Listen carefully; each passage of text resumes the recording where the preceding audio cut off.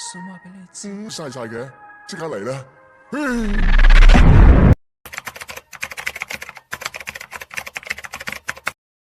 ！Channel yang pas banget buat kalian, para pencari asupan mata dan para pemburu serabi lempit. Gimana kabarnya? Om Bigos udah nyiapin satu alur cerita dari Hong Kong nih. Ini beneran dari Hong Kong loh, dan beneran pemeran-pemerannya ini adalah aktor-aktor legendnya. Judulnya adalah Man Suddenly in Love, yang dilepas ke pasaran pada tahun 2011 silam. Ceritanya adalah tentang reuni pria-pria dewasa yang berniat untuk merayakan ulang tahun gurunya semasa mereka sekolah. Tapi, di tengah rencana itu, mereka malah terjebak kegiatan-kegiatan berbau semesta perserabi lempitan. Dilihat dari muka-muka aktornya yang udah nggak asing, kalau teman-teman udah hafal nih, berarti mesti siap-siap dan waspada, karena aksi seputar tukar jigong, cocok tanam, dan perkejutan duniawi akan tersebar dalam film ini. Buat kalian yang penasaran, rilekskan pinggul kalian, duduk santai, dan Om puter dulu intronya.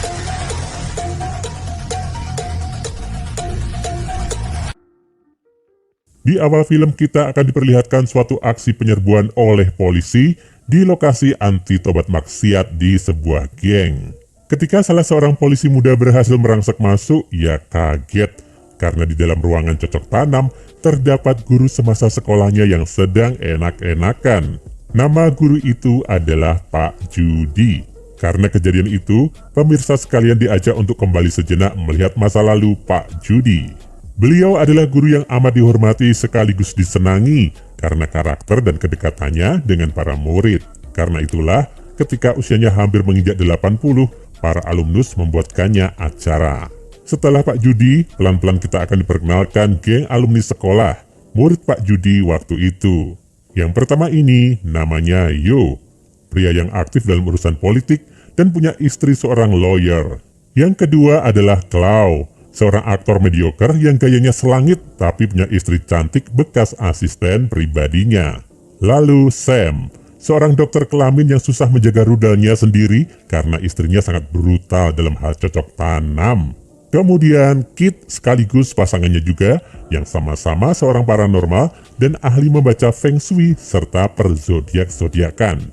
Dan yang terakhir, Carly, seorang pelatih dance yang sudah beristri anak didik kelas dance-nya sendiri. Dalam scene selanjutnya kita melihat mereka saling menelpon dan merencanakan acara untuk Pak Judi.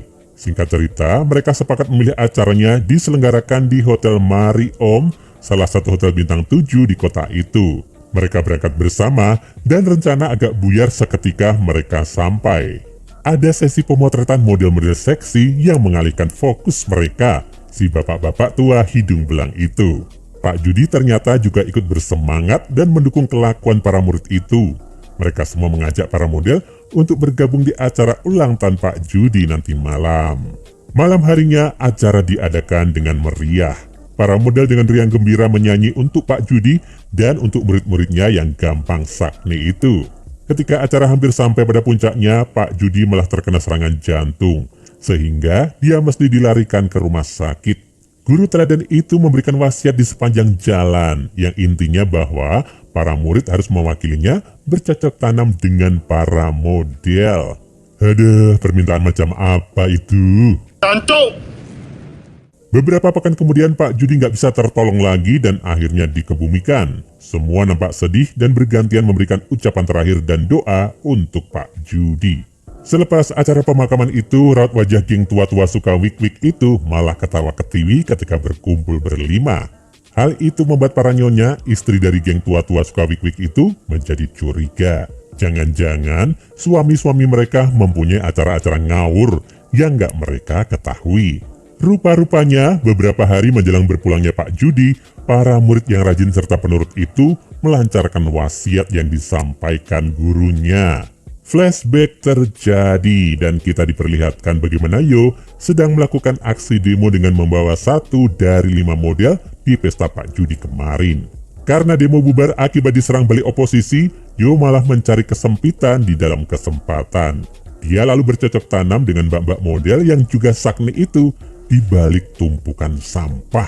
Yo sebenarnya hampir ketahuan istrinya karena kebrutalan mbak model sakni tadi membekaskan banyak cupang di tubuhnya. Alhasil dia pulang ke rumah dan melumuri tubuhnya dengan masker mentimun, sehingga istrinya nggak tahu aksi serongnya itu. Lain cerita dengan Clau, si aktor otak lekir ini malah mengajak salah satu model hotel waktu itu untuk berakting cocok tanam. Akting tapi rudalnya masuk. Gila.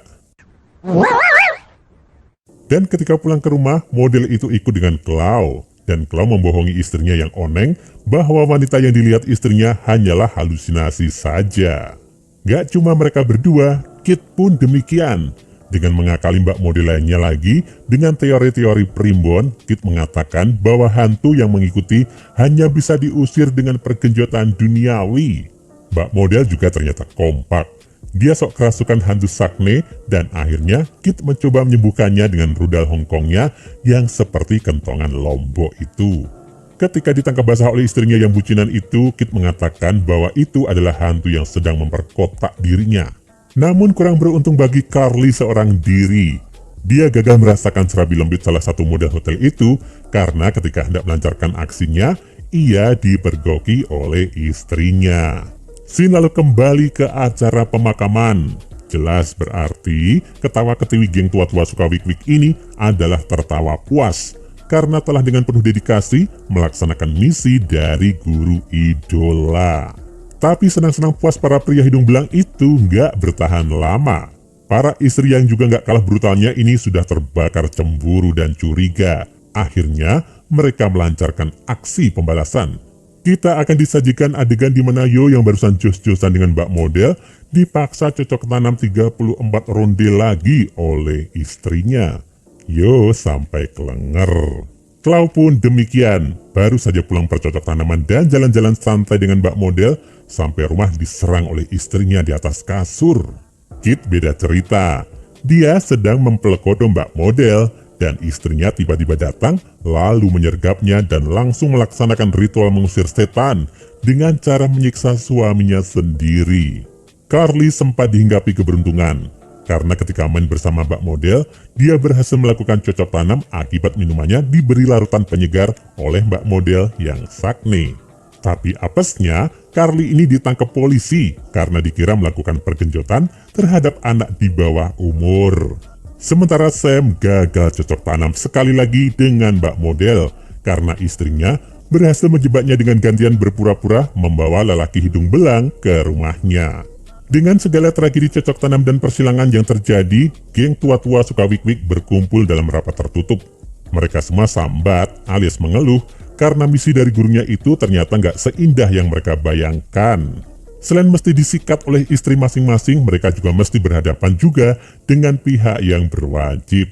Cocok tanam nggak seberapa, tapi susahnya bertubi-tubi. Ketika semua sedang curhat, saya mengatakan bahwa gara-gara misi Pak Judi, istrinya malah balas main selengki. Teman-teman Sam lalu mendukung Sam untuk menghabisi pria yang menggenjot balik istrinya itu. Singkat cerita, mereka mengatur strategi dan langsung datang ke rumah Sam.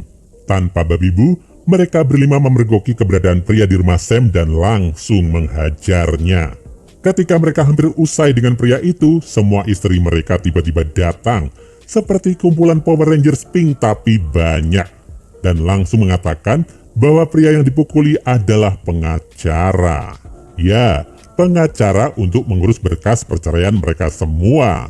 Luar biasanya para istri, mereka menyiapkan video dokumentasi aksi percocok tanaman dan selengki-selengkian para suami mereka. Para istri mengancam para suaminya agar memberikan fasilitas dan properti investasi berharga sebagai syarat untuk nggak diceraikan. Karena geng tua-tua suka wik-wik ini merasa nggak rela hilang harta dan takut dihajar istri lagi, mereka pun berlutut dan melakukan gencatan rudal. Selepas kejadian itu, beberapa hari kemudian, mereka kembali mengadakan rapat bersama, tapi sekarang di makam mendiang Pak Judi. Ketika mereka sedang cerita tentang kegagalan mereka menjadi suami yang baik, arwah Pak Judi hadir di tengah mereka. Entah datang dari mana, guru yang mengusulkan misi cocok tanam itu malah memberikan wejangan pada para murid untuk kembali bersetia dengan istrinya. Menurut Om Si, ini sebenarnya ujian dari Pak Judi yang terkenal hebat dan berkarakter untuk menguji dan mengingatkan pada para muridnya soal apa yang baik bagi hidup mereka.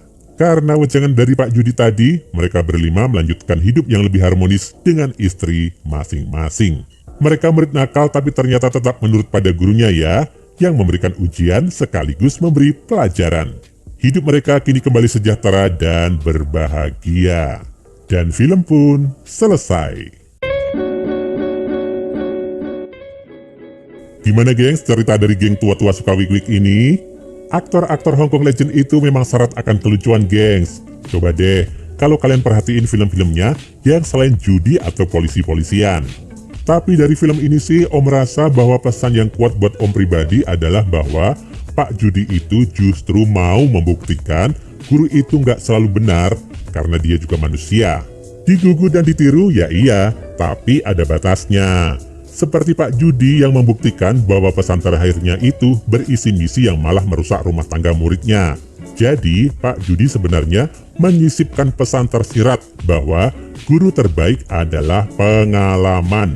Dengan mengalami dinamika naik turun rumah tangga itu, para murid jadi bisa belajar, merenung dan kembali menemukan harmoni dengan para istri. Kalau menurut kalian, pesan tersirat dari Pak Judi apa yo?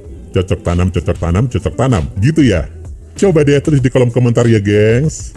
Nah, itu tadi gengs alur film untuk hari ini. Bagi kalian yang ingin request film, silahkan tulis di kolom komentar ya. Jangan lupa klik subscribe dan nyalain lonceng notifikasimu untuk menikmati alur cerita film menarik lainnya. Sampai ketemu lagi di video selanjutnya. Now they are only 9. The slews can